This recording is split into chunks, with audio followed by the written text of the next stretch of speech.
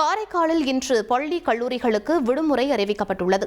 கடந்த 3 நாட்களாக புதுச்சேரி அரசு மலர் கண்காட்சியில் பள்ளி கல்லூரி ஊழியர்கள் பணியாற்றியதால் அவர்களுக்கு ஓய்வளிக்க விடுமுறை அளிக்கப்பட்டுள்ளது. சென்னை மெரினா கடற்கரையில் சென்னை மாநகராட்சியும் தனியார் அமைப்பும் சேர்ந்து என் சென்னை என் மெரினா என்ற தூய்மை திட்டத்தை தொடங்கியுள்ளது.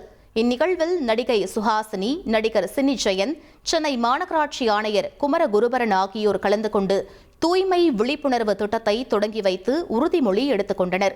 முதற்கட்டமாக சென்னையில் 36 தெருக்களை தேர்வு செய்து தூய்மை குறித்து விழிப்புணர்வு ஏற்படுத்த இருப்பதாக நடிகை சுஹாசினி தெரிவித்தார். நாகர்கோவிலிருந்து மதுரை நோக்கி சென்ற அரசு பேருந்து சாத்தூர் அருகே தீப்பிடித்து எரிந்தது. பயணிகள் உடனடியாக பேருந்தை விட்டு இறங்கியதால் பெரும் அசம்பாவிதம் தவிர்க்கப்பட்டது.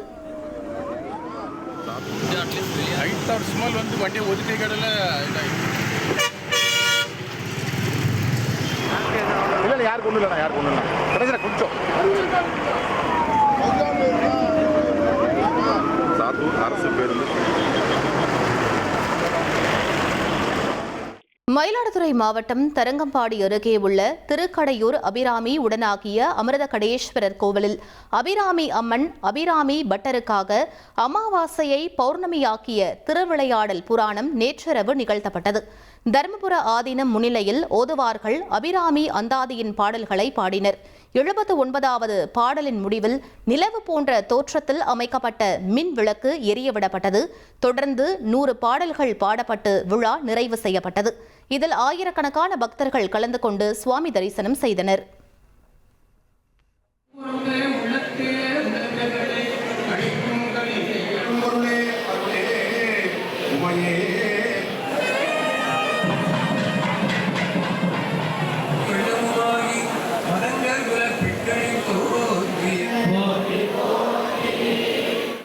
எல்லை பாதுகாப்பு மற்றும் ஆயுதங்கள் உற்பத்தி ஆகியவற்றில் முன்பை விட இந்தியா கூடுதல் பலத்துடன் இருப்பதாக மத்திய பாதுகாப்புத்துறை அமைச்சர் ராஜ்நாத் சிங் தெரிவித்துள்ளார். மகாராஷ்டிராவின் நாக்பூரில் வெடிமருந்து உற்பத்தி மையத்தை தொடங்கி வைத்து பேசிய அவர், ஆபரேஷன் சிந்தூர் நடவடிக்கை 88 மணி நேரம் நீடித்ததாகவும் அதில் ஒவ்வொரு நிமிடமும் ஒவ்வொரு முடிவும் மிக முக்கியமானது என்றும் கூறினார். மேலும் தற்போதைய காலத்தில் போரின் தன்மை மாறி வருவதாகவும் குறிப்பிட்ட அவர், எரிசக்தி, வர்த்தகம், வரி விதிப்பு, தொழில்நுட்பம் என பல போர் முறைகளாக மாறி வருவதாக கூறினார். இருப்பினும் இந்தியாவின் பாதுகாப்பு தொழில்துறையின் உற்பத்தி தளத்தின் முக்கியத்துவம், எல்லை பாதுகாப்பு மற்றும் ஆயுதங்கள் போன்றவை எந்த வகையிலும் குறையவில்லை என்றும் முன்பை விட பலப்படுத்தப்பட்டிருப்பதாகவும் அவர் பேசியுள்ளார்.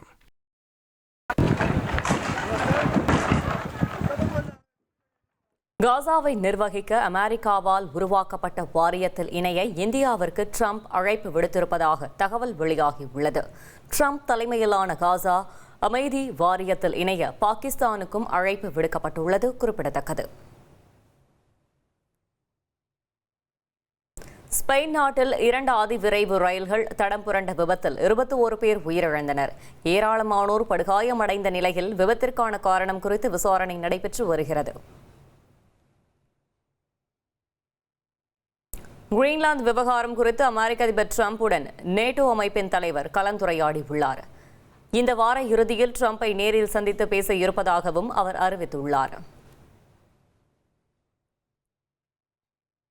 யாரையும் அச்சுறுத்த கிரீன்லாந்தில் ராணுவ பயிற்சி நடத்தவில்லை என்று டென்மார்க், பிரான்ஸ், பிரிட்டன் உள்ளிட்ட 8 நாடுகள் கூட்டாக அறிக்கை வெளியிட்டுள்ளன.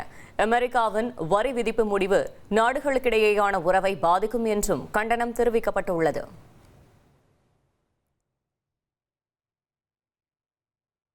அமெரிக்காவுடனான வர்த்தகம் குறித்த பேச்சுவார்த்தையை ஐரோப்பிய யூனியன் நிறுத்தி வைத்துள்ளது. கிரீன்லாந்து விவகாரத்தில் ஐரோப்பிய நாடுகளுக்கு ட்ரம்ப் நிர்வாகம் கூடுதல் வரி விதித்ததை தொடர்ந்து இந்த நடவடிக்கை எடுக்கப்பட்டுள்ளது.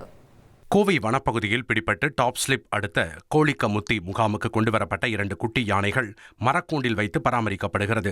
தற்போது இந்த 2 குட்டி யானைகளும் வனத்துறையினரின் சொல் பேச்சு கேட்டு சகஜமாக வனப்பகுதியில் நடமாடி வருகிறது. மீண்டும் குட்டிகளை தாய் யானையுடன் இணைப்பதற்கான முயற்சிகள் மேற்கொள்ளப்பட்டு வருவதாக வனத்துறையினர் தெரிவித்துள்ளனர். தேனி மாவட்டம் சின்னமனூர் அருகே மேகமலை பகுதியில் யானைகளின் நடமாட்டம் அதிகரித்துள்ளதால் சுற்றுலா பயணிகள் குறிப்பிட்ட பகுதிகளுக்கு செல்ல தடை விதிக்கப்பட்டுள்ளது. கடந்த 2 நாட்களாக மணலாறு மற்றும் வெண்ணியாறு போன்ற பகுதிகளில் காட்டு யானைகள் குட்டியுடன் சாலையில் உலா வருகின்றன. இந்த பகுதியில் வனத்துறையினர் பாதுகாப்பு பணியில் ஈடுபட்டு யானைகளின் நடமாட்டத்தை தீவிரமாக கண்காணித்து வருகின்றனர். புதுச்சேரி வில்லியனூரில் கடை உரிமையாளருக்கு தெரியாமல் 8 லட்சம் ரூபாய் மதிப்பிலான கோழிக்கறியை திருடிய 4 ஊழியர்கள் கைது செய்யப்பட்டனர். சுல்தான்பேட்டையில் உள்ள இறைச்சி கடையில் வேலை பார்த்த அசார் உள்ளிட்ட 4 பேர் கடந்த 10 மாதங்களாக தினமும் 15 கிலோ கறியை கழிவு மூட்டையில் மறைத்து வைத்து கடத்தி ஹோட்டலுக்கு விற்று வந்துள்ளனர். கடையின் உரிமையாளர் கழிவு மூட்டையை சோதனையிட்ட போது இந்த நூதன திருட்டு அம்பலமானது. கைதான 4வரும் தற்போது சிறையில் அடைக்கப்பட்டுள்ளனர். நெல்லை ரயில் நிலையத்தில் முன்பதிவு இல்லா பெட்டிகளை கொண்ட அந்தியோதயா விரைவு ரயிலில் பயணம் செய்ய பயணிகள் முண்டியடித்துக் கொண்டு ஏறியதால் பரபரப்பு ஏற்பட்டது. பொங்கல் பண்டிகை விடுமுறை முடிந்து நெல்லை உள்ளிட்ட தென் மாவட்டங்களில் இருந்து சென்னை செல்லும் பயணிகளால் நெல்லை ரயில் நிலையம் நிரம்பி வழிந்தது. சென்னை செல்ல போதிய ரயில்கள் இல்லாததால் பொதுமக்கள் பலரும் திரும்பி சென்றனர்.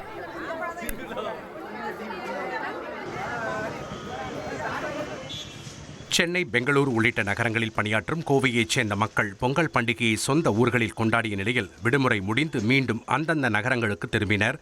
இதனால் கோவை பேருந்து நிலையங்களில் கூட்டம் அலைமோதியது. சுமார் 500க்கும் மேற்பட்ட சிறப்பு பேருந்துகள் இயக்கப்பட்ட நிலையில் சிரமமின்றி பொதுமக்கள் பயணித்தனர். பொங்கல் விடுமுறை முடிந்து சென்னை திரும்பும் மக்களால் விழுப்புரம் மாவட்டம் விக்கிரவாண்டி சுங்கச்சாவடி அருகே வாகனங்கள் அணிவகுத்து நின்றன. சுமார் 1 லட்சம் வாகனங்கள் சென்னை நோக்கி கடந்து சென்றதாக கூறப்படுகிறது. இந்நிலையில் விக்கிரவாண்டி சுங்கச்சாவடியில் நீண்ட வரிசையில் வாகனங்கள் அணிவகுத்து நின்ற ட்ரோன் காட்சிகள் வெளியாகியுள்ளன.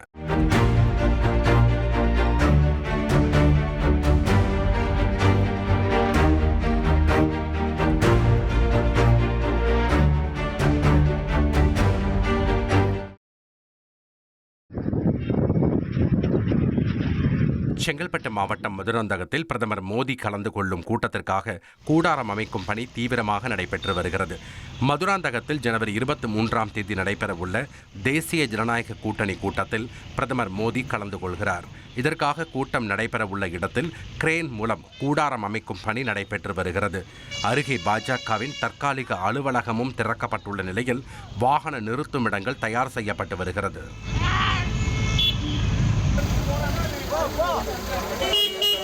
கடலூர் தேவனாம்பட்டினத்தில் தை அமாவாசை தீர்த்த வாரிக்காக வந்த சுவாமி ஊர்வலத்தை போலீசார் தடுத்து நிறுத்தியதால் பரபரப்பு ஏற்பட்டது. அனுமதி பெறவில்லை என கூறி தேவனாம்பட்டினம் போலீசார் ஊர்வலத்தை மறித்ததால் ஆத்திரமடைந்த நூற்றுக்கணக்கான கிராம மக்கள் காவல் நிலையத்தை முற்றுகையிட்டு வாக்குவாதத்தில் ஈடுபட்டனர்.